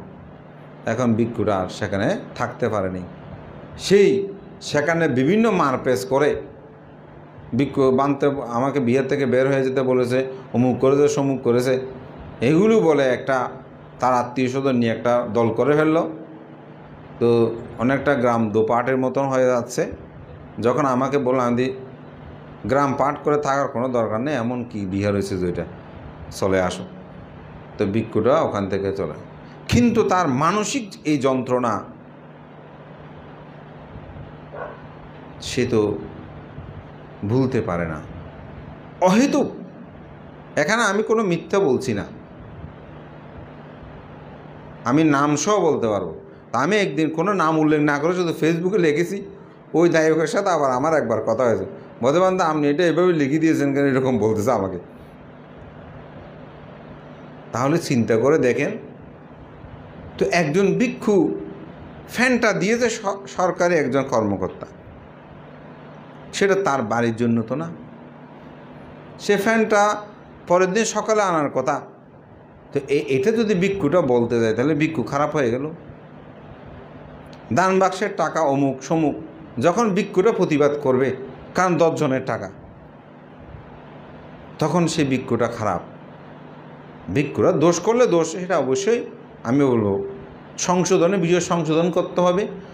যেটা সংশোধনের বিষয় নয়, সে ভিক্ষুকে ত্যাগ করতে হবে। আমি তার বিপক্ষে নয়, কিন্তু আপনাকে উপলব্ধি করতে হবে যে আমাদের ভিক্ষু সংঘতে যে ন্যায়বাদী কথা বলবে, সেটা কমিটি গঠন হবে, সেখানে ভিক্ষুকে জড়াবে। মানতে অনেক কানাগরি আর সভাপতির প্রস্তাব দিবেন, অন হইলে একটা ব্যাকরণ সুবিধা। তো উনি তো সবাই সমান, স্বয়ং সবাই দেয়, উনি কেন একজনের কথা শুনবে? উনি শুনল না, না আমি পারবো না, তখন এই বানতে আর হতানো নেই, এই বান দিবে ওই তো নয় আর। তখন ভিক্ষু তো এখান থেকে ওখানে, এখান থেকে ওখানে, সবাই তখন ভিক্ষু মানসিকভাবে। সেদিন আমাকে কে বলল, আমাদের জ্যোতিষেন, একটা প্রাসঙ্গিকতা, আমার ধর্ম আচার্য উপাধির পাশে, সে আমাকে বলতেছে, বানতে ইয়ারা বড়ুয়ার বানতে বেশিরভাগ মাথা খারাপ হয়নি, মরেছে বইদি। সেই তো বলেছে, আমি চিন্তা করতেছি হ্যাঁ আসলে সে ঠিক বলেছে। কারণ মানসিক, শুধু আপনি শারীরিক আঘাত শুধু নয় তো, মানসিক আঘাত এটাও কিন্তু মানুষকে ক্ষতি করে। এই চট্টগ্রাম বন্দর বৌদ্ধ বিহার, ওখানে আমাদের একজন MA পাস বুদ্ধিমিত্র ভিক্ষু ছিল, তাকে মানসিক টর্চারে এমনভাবে করেছে সে ডায়রিয়ায় মৃত্যুবরণ করেছে। তখন আমি অনেক সংগ্রাম করেছি সেটা নিয়ে। এইভাবে ভিক্ষু সঙ্গদের প্রতি শ্রমণ যারা প্রব্রজিত তাদের প্রতি এরকম মানসিক যন্ত্রণা, নেতা হবে অমুক হবে সম্ভব, ভিক্ষুদের কাঁধের উপর বন্দি। কিছু দোষ ত্রুটি যে ভিক্ষুরা একেবারে দোয়া, আমি সেটা বলবো না, কিন্তু অনেকেই এরকম স্বীকার করে, যার কারণে আজকে আমাদের প্রব্রজিতের সংখ্যা কমে যাচ্ছে। আপনার অনেকগুলো বিহার এখন শূন্য। সেদিন একজন বান্দা বলছে অনেক বড় বিহারের জন্য ওদের লোকদের একটা ভিক্ষু দেখো তুমি একটা ঠিক করো, কিন্তু আমি ওই বিহারের জন্য সেই ধরনের একটা বিহার হলে উপযুক্ত ভিক্ষু লাগবে, তো অনুপযুক্ত না, অর্থাৎ মানানসই হতে হবে, এত দায়ক আছে এরকম, কিন্তু আমি খুঁজে পাচ্ছি না। কারণ যেখানে যে ভিক্ষুরা মোটামুটি অবস্থা না, ওনাদেরকে দায়করা ছাড়তে চায় না। স্বাভাবিকভাবে ভিক্ষু পাওয়াটা এখন কঠিন। আমাদের যারা শিষ্যমণ্ডলী আছে এদেরকেও আমরা অনেক সময় বুঝাতে পারি না, কারণ ওরা তো আমার সান্নিধ্যে আছে, আমি আর ভালো মন্দ তারা দেখছে না। যখন আমার নামে দুর্নাম করে মুখ করে, আমার শিষ্য একটা তো আমাকে বলেই দিয়েছে, বলতে বানতে কীভাবে থাকবো, আপনাকে তো আমরা কাছ থেকে দেখতেছি, আপনার নামে পর্যন্ত এরকম বলতেছে, এগুলো তো আমাদের সহ্য হয় না, আমরা বুঝি না কে কীরকম। তাদের উৎসাহ হারিয়ে ফেলছে। তো এটা থেকে আমাদের উত্তোলন হতে হবে। আবার দায়িকরা শ্রদ্ধা করে না সেটা আমি বলবো না, কিছু কিছু শ্রদ্ধা আমাদের ভিক্ষু জীবন প্রব্রজ জীবনকে কিন্তু উৎসাহিত করে। যেমন আমি কিছুদিন আগে আমার NID কার্ডে একটা ভুল ছিল, এটা সংশোধনের জন্য আমি দিয়েছিলাম। তো ওখানে একজন কর্মকর্তা, ওনার মধ্যে প্রিয়রঞ্জন বড়ুয়া, ঢেমসা বাড়ি ওনার, খুব ধার্মিক ওনার। তো আমি ওনাকে ফোন দিলাম, উনি আমাকে কার্ডটা হওয়ার পরে ফোন দিয়েছে, তো বলে যে হোয়াটসঅ্যাপে দিয়েছেন। তো আমি সেদিন 5টার দিকে আমার গুরুভান থেকে কিছু টাইলস নেওয়ার জন্য আমাদের কমিটির মানুষও আসছিল, তাই বললাম এই পাশে এসেছে ওনাকে একটু ফোন দিই। তো বলে যে ভান্তে হ্যাঁ, আমি বললাম উপাসক আপনি কথা বলবেন ভান্তে, আমি 7টা পর্যন্ত থাকবো। হ্যাঁ ঠিক আছে, আমার এখানে কিছু কাজ এগুলো শেষ করে আমি আসবো। তা আমি ঠিক ওনার ওখানে যাচ্ছি, সে মুহূর্তে উনি আমাকে ফোন দিল, বলতে ভান্তে আপনার কাজ শেষ হয়েছে? হ্যাঁ আমি তো আপনার এখানে আসতেছি। তো বলে যে ভান্তে আসলে আমি নিয়ে যেতাম, ঠিক আছে আপনি যখন আসতেছেন। বোধহয় উনি ভালো পোস্টে আছেন, উনি দারোয়ানকে বলে দিল, দারোয়ান আমাকে দেখার সাথে সাথে সালাম দিয়ে সে ঢুকালো। উনি 3 তলা থেকে খালি পায়ে হেঁটে নিচে এসেছে নির্বাচন কমিশনার অফিসের ওখানে, খালি পায়ে। আমি এটা পরে লক্ষ্য করলাম, প্রথমে আমি দেখিনি, খালি পায়ে নিচে এসে আমাকে হাত জোর করে এই উপরে 3 তলায় নিয়ে গিয়ে চেয়ারে বসালো, বসিয়ে কুশল বিনিময়ে একদম লুটিয়ে পড়ে আরও 3 জন কর্মচারী বড়ুয়া ছিল, ওনারা সহ আমাকে বন্দনা করে পানীয়র জন্য প্রার্থনা করলেন। তা বললাম বসক একটু তাড়া আছে, পানীয় কোনো আর খাবো না। তো উনি পানীয় ব্যবস্থা করে রেখেছে, ওগুলো আবার প্যাকেট করে দিল দেখলাম। তারপর NID কার্ডটা দিল, আমাকে বন্দনা জানালো। আবার এই খালি পাইয়ে এসে, অথচ একটা সরকারি অফিস সেখানে। তো সন্ধ্যাকালীন একটু মানুষজন ছিল না, বা ওনারা হয়তো এক্সট্রাভাবে কাজ করছে, আমাকে গাড়িতে তুলে দিয়ে আমি তখন লক্ষ্য করলাম যে উনি খালি পা, আমাদেরকে আগু বাড়িয়ে দিল। এই সম্মানগুলো যখন আমরা পাই, স্বাভাবিক ভিক্ষু জীবনের প্রতি সমন্য জীবন যারা, তারা উৎসাহিত লাভ করে। আমি আজকে ভিক্ষু বলে, যেমন আমরা কোনো ডাক্তারের কাছে যখন যাই, কোনো সময় কোনো ডাক্তার আমার জানা মতে কোনো ভিক্ষু থেকে একটা ফিস নেয় নাই, বরঞ্চ আপনি বিভিন্ন পরীক্ষা নিরীক্ষার জন্য ডায়াগনোসিস সেন্টারগুলো সর্বোচ্চ তারা পার্সেন্টেজ দেয়। তখন আমাদের মধ্যে একটা উৎসাহ জাগে, আমি আজকে ভিক্ষু বলেই আমাকে এরকম তারা সম্মান করছে। অনেক সময় গাড়িয়ে গেলে, কোথায় গেলে দেখতাম যে অনেকে ভাড়া দিয়ে দিচ্ছে, এটা উৎসাহ মানুষ লাভ করে। আমার এখনও মনে পড়ে, উনি প্রয়াত হয়েছেন আমাদের দেবপাড়ের মধ্যে, উনি তালুকদার, আমার নামটা ঠিক মনে পড়ছে না। তো উনি গাড়ি করে যাচ্ছেন, আমি দেবপাড়ের চট্টগ্রাম কলেজের মুখে নেমে ওখানে হেঁটে যাচ্ছি। তো উনি গাড়িটা থামিয়ে বলে যে, বানতে আপনি বিহারে যাচ্ছেন? আমি হ্যাঁ। বলতে বানতে উঠেন আমার হাতে, না কাছে তো আমি হেঁটে যাব। অথচ আমাকে চিনেন, আমি তখন নবীন ভিক্ষু। বলতে না না বানতে আপনি উঠেন না। তখন উনি গাড়িটা খুলে আমাকে সামনের সিটে বসালো, ওনার পরিবারও ছিল।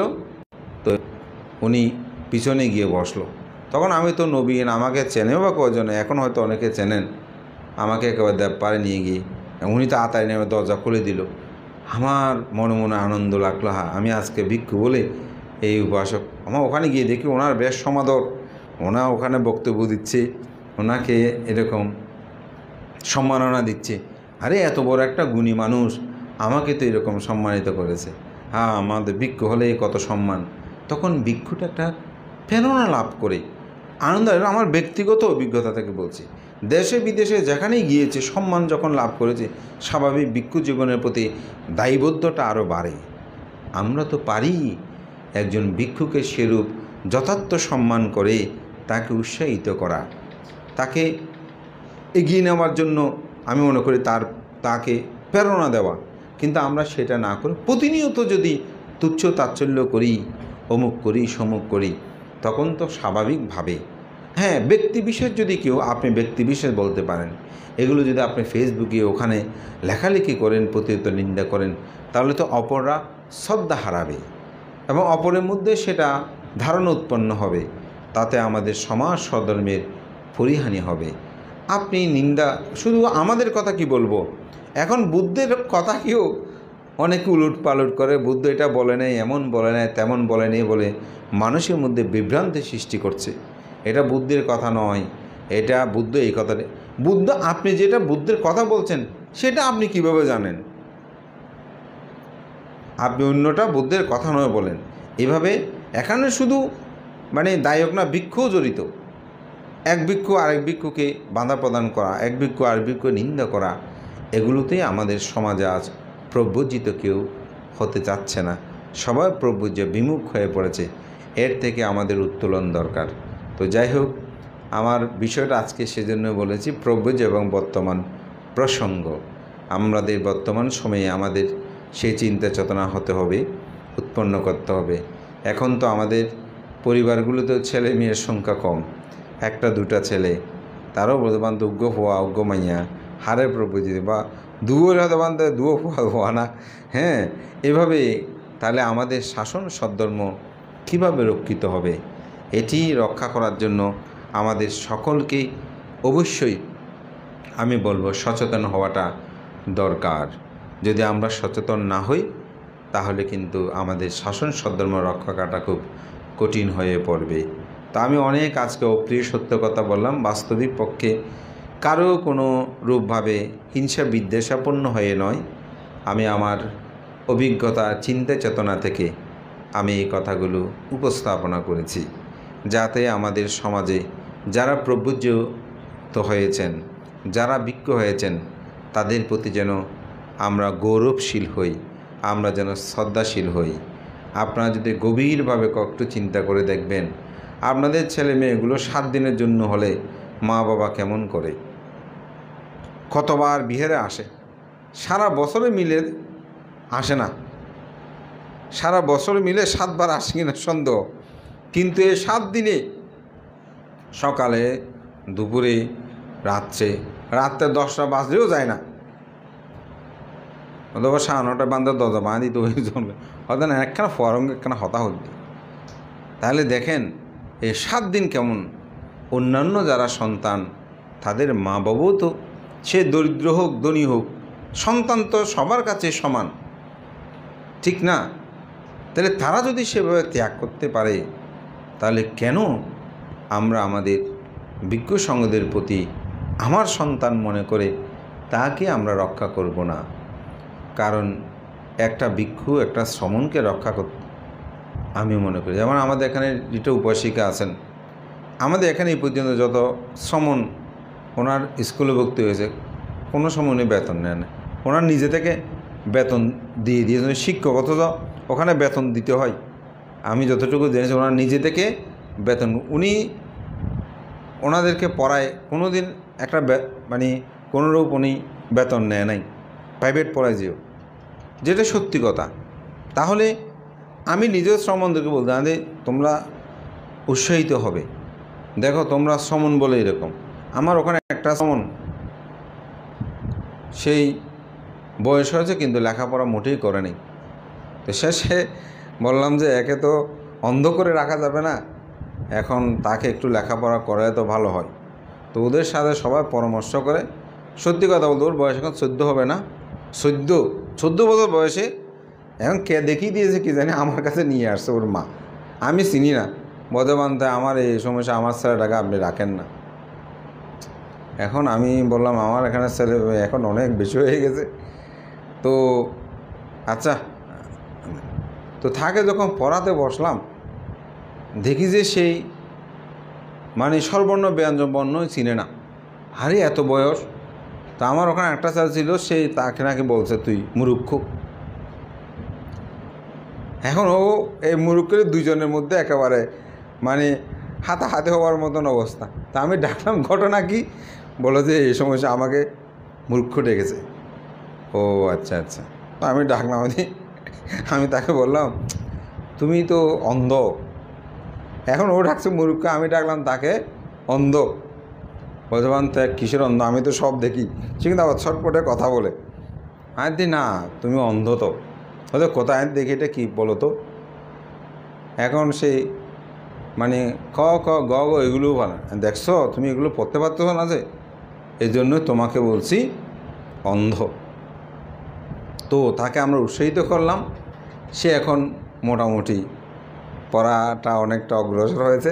আমাদের ওখানে একটা স্কুল আছে, ওখানে আমি ছোটো বান থেকে পাঠিয়ে বললাম যে ওর এই সমস্যা, অন্তত স্কুলে আসা যাওয়া না করলে সে আসলে এখানে বিহারে যতই তাকে পড়ায় না কেন না।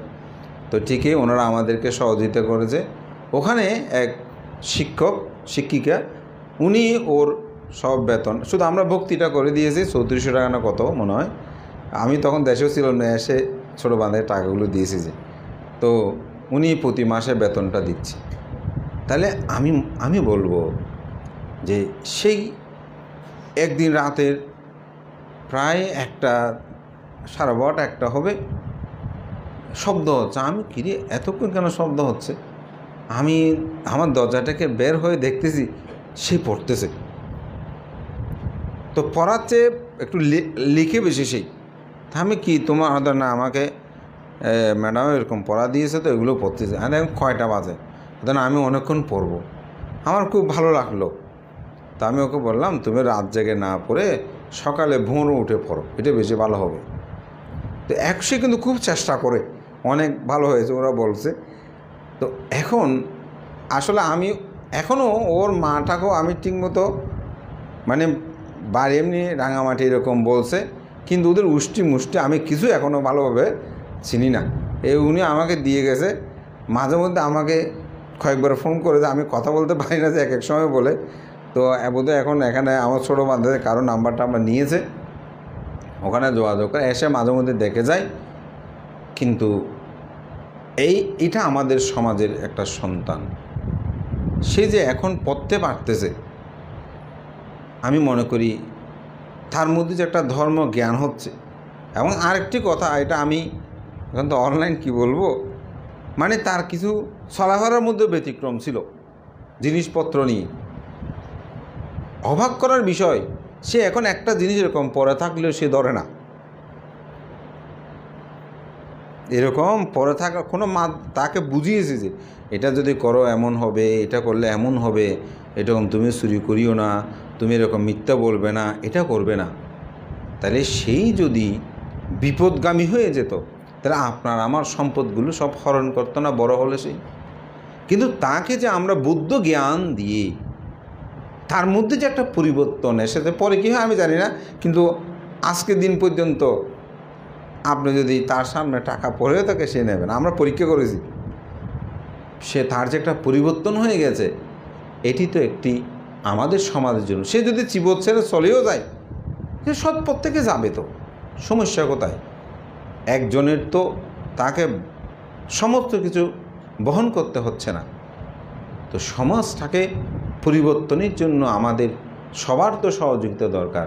আজকে যে আমরা ভিক্ষু শ্রমণ এখানে, আজকে ওরা 10 জন আছে, আমরা বোধহয় সকালবেলা আমরা 20 জন এখানে সহিং খেয়েছি, দান করেছেন।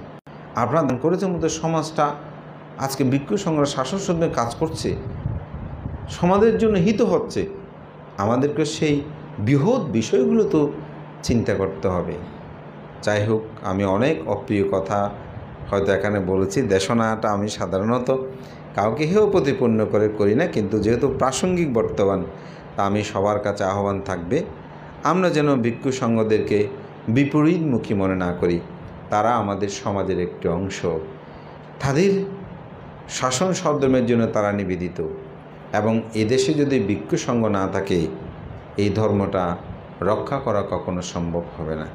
আবার দায়কগণ যদি পৃষ্ঠপোষকতা না করে আমরাও কীভাবে রক্ষিত হব? তাই সবার মঙ্গল সুখ কামনা করে পুণ্যদান করছি। আমার অনেকগুলো বিষয় আসলে আজকের আলোচনায় থাকলেও আমি সেটা আলোচনা না করে সময়ের প্রতি দৃষ্টি রেখে, এরপরে যেহেতু সমবেত প্রার্থনা আছে, এমনি সময় পার হয়েছে, আমার কথা দীর্ঘ আপনাদের সকলের মঙ্গল সুখ কামনা করে, সকলে উত্তর শ্রীবৃদ্ধি কামনা করে, প্রভু যে জীবনের প্রতি যেন সবার মধ্যে উৎসাহবোধ উৎপন্ন হয়। এবং সাথে সাথে যারা ভিক্ষু সংঘ আছে তাদেরকেও বলবো, বুদ্ধির কথায় আমরা আমাদের জীবনের দুঃখ থেকে মুক্তি লাভের জন্য ভিক্ষু হয়েছি। সুতরাং দায়ক, দায়িকা, উপাসক, উপাসিকা যে যত কথা বলবে বলুক না কেন, আমাদেরকে উপেক্ষা রাখতে হবে। কারণ উপেক্ষায় আমাদেরকে চিন্তা করতে হবে, আমি অন্য কারো লাভ সংস্কারের জন্য, পূজার জন্য আমি ভিক্ষু হয়নি। আমার ভিক্ষু হওয়ার কারণ হচ্ছে দুঃখ মুক্তির জন্য। তা আমি যদি দুঃখ মুক্তির জন্য ভিক্ষু হই, তাহলে আমাকে অপরে যে নিন্দা করবে, প্রশংসা করবে, এগুলোতে যেন আমি ভ্রুক্ষেপ না করি, এগুলোকে যেন আমি উপেক্ষা করি। তবেই আমার পবিত্র ভিক্ষু জীবনের পূর্ণতা সাধিত হবে। সবার কাছে আহ্বান রাখবো, আপনারা ভিক্ষু সংঘের সুখে সুখে হবেন, দুঃখে দুঃখে হবেন। একজন উপাসক উপাসিকার 10বিধ গুণের মধ্যে একটি গুণ ভিক্ষু সংঘের সুখে সুখে হওয়া, দুঃখে দুঃখে হওয়া। তা আমিও সেই প্রত্যয়ে আমাদের পতেঙ্গায় সাক্ষ্যমণি বৌদ্ধবিহার ধ্যান কেন্দ্রে আমরা এই প্রভুজিয়া অনুষ্ঠান আমরা শুরু করেছি। এটা প্রথম। তো এখানেও আমাদের অনেক যারা এখানে ছোট, অনেকেই কলেজে পড়ে, অনেকে স্কুলে পড়ে, তারাও এখানে অংশগ্রহণ করেছে। তো যারা পিতামাতারা আপনারা তাদেরকে উৎসাহিত করেছেন, আমি মনে করি খুব ভালো করেছেন। তাতে কি হবে? তাতে তাদের মধ্যে একটি চেতনা জাগ্রত হবে, তাদের মধ্যে একটা আনন্দ উৎপন্ন হবে এবং তারা ভবিষ্যতে শাসন সদ্ধর্ম রক্ষার ক্ষেত্রে ভূমিকা রাখবে। গৃহী জীবনে চলে গেলেও ভিক্ষু জীবনে, সমন্য জীবনের প্রতি তাদের উৎসাহ সৃষ্টি হবে। সবাইকে আশীর্বাদ ও পুণ্যদান করে, সবার উত্তর সুবিধে কামনা করে আমার নাতি দীর্ঘ ধর্মকথা সাথে বর্তমান সমাজ কথা এখানে শেষ করছি। জগতের সকল প্রাণী সুখী হোক।